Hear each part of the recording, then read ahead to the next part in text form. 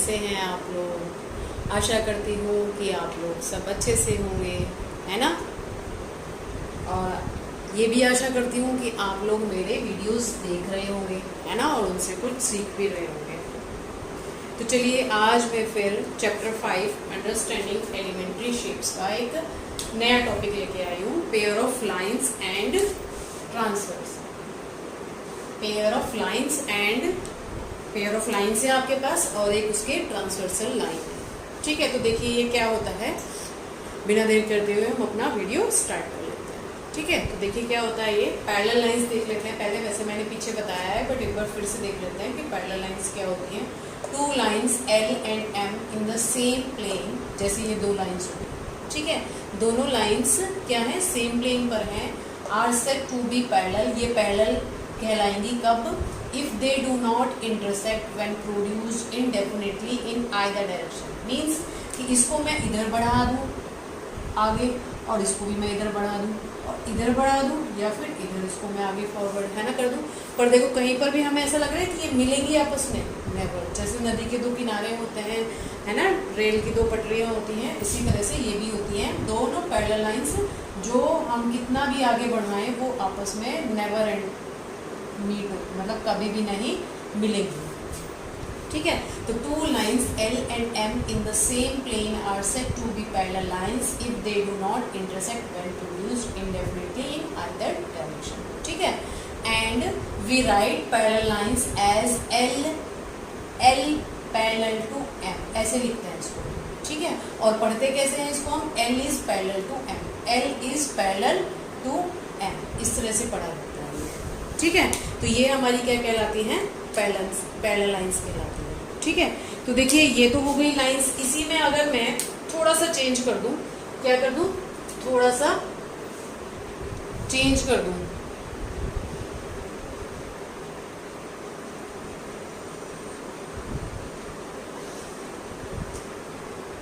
Definition में अभी लिखवाऊंगी आपको। अगर मैं यहाँ पे क्या कर दूं, इनको मैं रेज बना दूं, है ना। क्या रेज मैंने आपको बताया था क्या होता है कि जिनमें एक साइड एरो होता है। ठीक है, तो ये सपोज आपके पास क्या है, दो रेज हैं, तो हम किन दो रेज को पैरेलल बोलेंगे, two rays are parallel if the corresponding lines determined, corresponding lines, है ना, corresponding line determined by them are parallel, है ना। जो हमारे पास कॉरस्पॉन्डिंग लाइंस इनसे मिल रही है वो भी क्या है, पैरेलल है। या फिर हम ये कह सकते हैं two rays in the same plane, two rays in the same plane are said to be parallel if they do not intersect each other. Two rays are said to be parallel. तो मैं यहीं पर change कर लूँ इसको थोड़ा सा, देखिए यहाँ पर रेज कर देते हैं इसे, पैरेलल रेज, है ना। एंड यहाँ पर भी two rays L and M, rays L and M in the same plane are said to be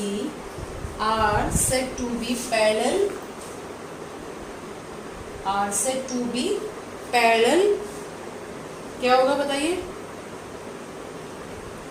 if they do not intersect। ठीक है, if they do not intersect each other,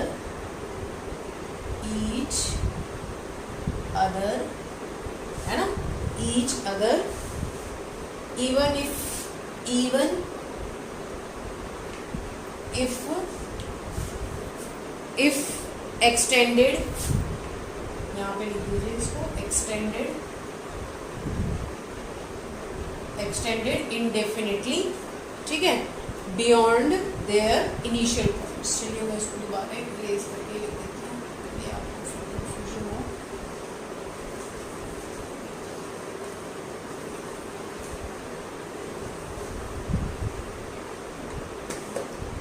Each other even if extended indefinitely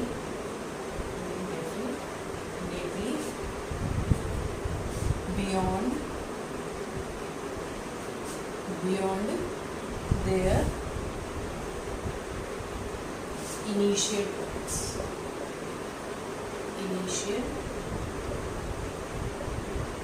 this, ठीक है। Means कि आपके पास क्या है, दो lines हैं, सॉरी दो रेज हैं और ये इनके इनिशियल पॉइंट है। ये दो रेज आपकी एल और एम हो गई सपोज, ठीक है।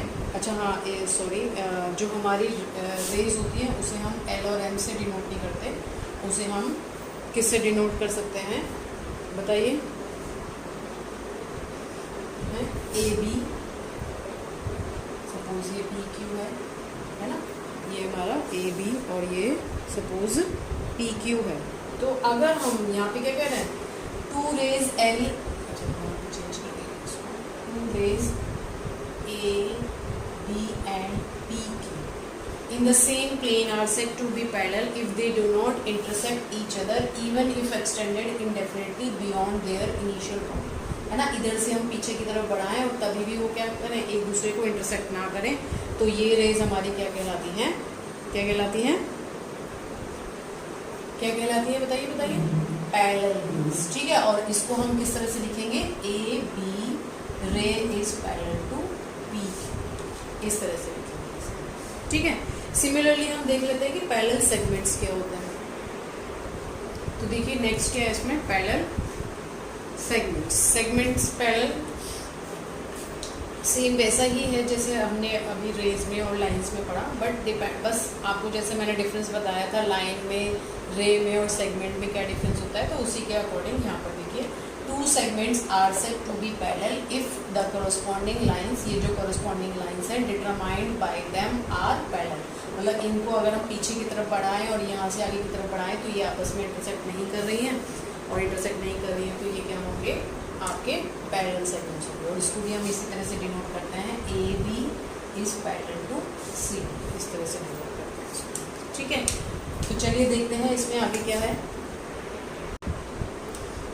तो देखिए हमने पेयर ऑफ लाइन यानी पैरेलल लाइंस तो पढ़ लिया, आप देखें ट्रांसवर्सल क्या होता है, ठीक है। तो देखिए a line intersecting two or more given lines in a plane at different points is said to be transversal to the given lines. Means देखिए जैसे पहले वाला हमारा फिगर है, दो लाइंस है, दो लाइंस को एक लाइन क्या कर रही है, इंटरसेक्ट कर रही है दो अलग अलग पॉइंट्स को, है ना। तो ये जो एल लाइन है ये क्या है, इन दोनों लाइंस की ट्रांसवर्सल लाइन क्या होगी, ये दोनों तो पैरेलल हैं, इन दोनों पैरेलल लाइंस को जो एक लाइन क्या कर रही है, इंटरसेक्ट करते हुए जा रही है अलग अलग पॉइंट्स पर, उसको हम क्या बोलते हैं, इस एल को ट्रांसवर्सल। सिमिलरली जरूरी नहीं कि पैरेलल ही हो, नॉन पैरेलल भी हो सकती है, नॉन पैरेलल में भी अगर कोई लाइन उसको इंटरसेक्ट करते हुए जा रही है तो ये लाइन क्या होगी, ये वाली लाइन उसकी ट्रांसवर्सल लाइन। सिमिलरली अब ऐसे ना लेके हम यहाँ पे अभी दो ही लाइंस ली, अगर दो से ज़्यादा लाइंस है, जैसे यहाँ तो दो ही हैं, दोनों आपस में इंटरसेक्ट कर रही हैं, ठीक है, दोनों आपस में इंटरसेक्ट कर रही हैं और इन इंटरसेक्शन वाली लाइंस को भी एक लाइन क्या कर रही है, दोनों को क्या कर रही है, दो अलग अलग पॉइंट्स पर इंटरसेक्ट कर रही है, तो ये भी ट्रांसवर्सल लाइन कहलाएगी। ऐसी दो से ज़्यादा है, तीन लाइंस है, इनको कट कर रही है, ये भी ट्रांसवर्सल है।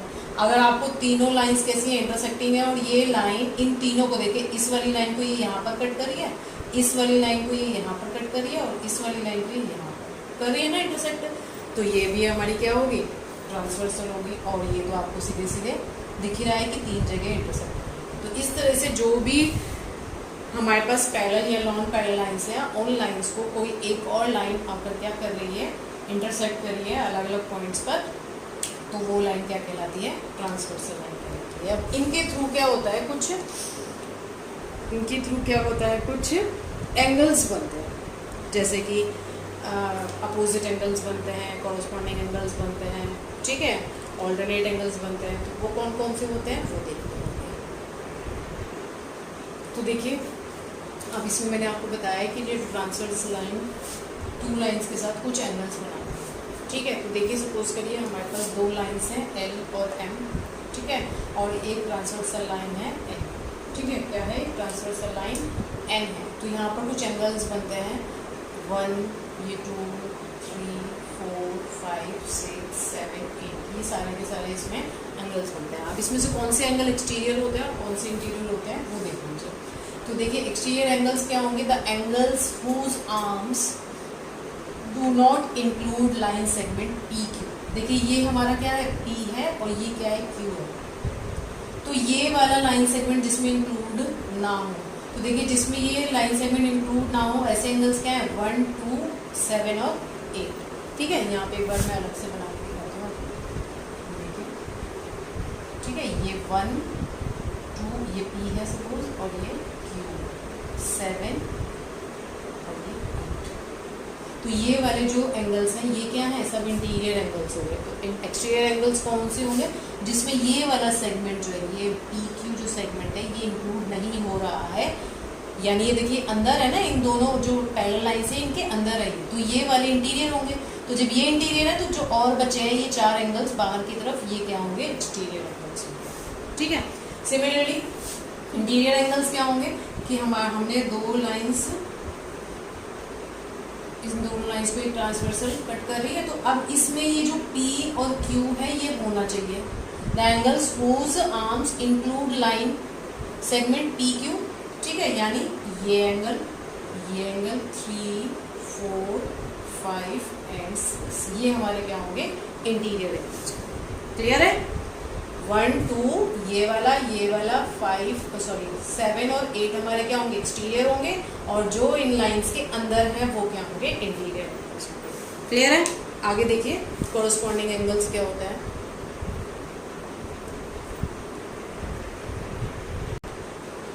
नेक्स्ट देखिए कोरस्पॉन्डिंग एंगल क्या होता है। जैसे हमारे पास ये क्या है, दो पैरेलल लाइंस हैं, ठीक है, और एक ये ट्रांसवर्सल लाइन है। तो देखिए ये वाला जो हमारा एंगल है ये एंगल 1, ठीक है, means a pair of angles in which one arm of both the angles is on the same side of the transversal. ये जो ट्रांसवर्सल लाइन है ये पूरा एंगल है ना, तो इसका वन आर्म यानी ये वाला जो है वो इस लाइन की क्या है, सेम साइड पर है, ये वाला भी और ये वाला। तो एंगल 1 क्या हुआ, एंगल 5 के कोरस्पॉन्डिंग हुआ। एंगल 1 इज, अच्छा इक्वल टू अभी कुछ नहीं बोलेंगे, एंगल 1 एंड एंगल 5 क्या है आपके कोरस्पॉन्डिंग। सिमिलरली इसको हमने 2 बोला था, है ना, इसको हमने 2 बोला था, ये हमारा क्या था, 6 था। तो ऐसे ही एंगल 2 एंड एंगल 6 क्या होंगे, कोरस्पॉन्डिंग होंगे। सिमिलरली इसको हमने क्या बोला था, 3 बोला था, और इसको 4 बोला था, और ये हमारा क्या था, 5, 6, 7 था, और ये 8 था। तो ऐसे ही 3 क्या होगा, 7 के कोरस्पॉन्डिंग होगा, और एंगल 4 एंगल 8 के कोरस्पॉन्डिंग होगा। एंगल 8 एंगल 4 के कोरस्पॉन्डिंग होगा। थोड़ा सा चलिए मैं आपको डिफरेंट कलर से बता देती हूँ उसको।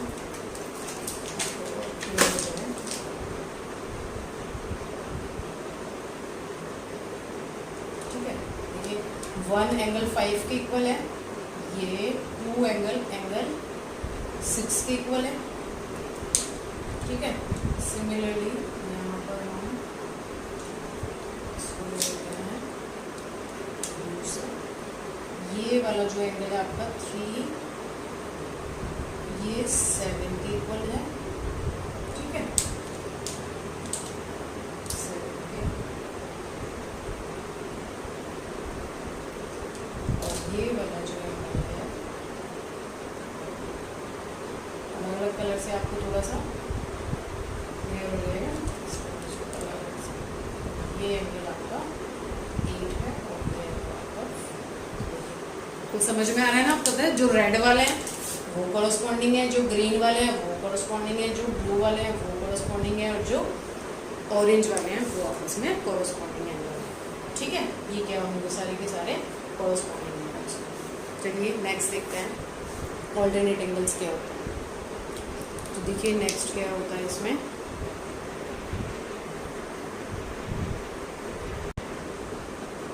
नेक्स्ट क्या है इसमें, ऑल्टरनेट एंगल्स क्या होते हैं। ऑल्टरनेट एंगल्स क्या होते हैं, a pair of angles in which one arm of each angle is on opposite sides, है ना, opposite sides में। तो देखिए जैसे कि सपोज करिए ये एंगल हमने 3 लिया था और ये एंगल 6 लिया था। तो देखिए ये हमारी ट्रांसवर्सल लाइन है और अपोजिट साइड में है, एक इस वाले पे है और एक इस वाले पे, तो अपोजिट साइड हो गई। ठीक है, इसी तरह से और कौन से इसमें हमारे अपोजिट हो सकते हैं, दूसरे कलर से कर रहे हैं इसको। और ये वाले ऑल्टरनेट, ये एंगल 4 था आपका, है ना, और ये एंगल क्या था बताइए, ये एंगल क्या था 6, नहीं सॉरी 1 2 3 4, सॉरी ये वाला 5 था, है ना, ये वाला 6 है, ये वाला एंगल आपका 5, ये वाला एंगल क्या है आपका 5। तो हमारे पास देखिए क्या होगा, एंगल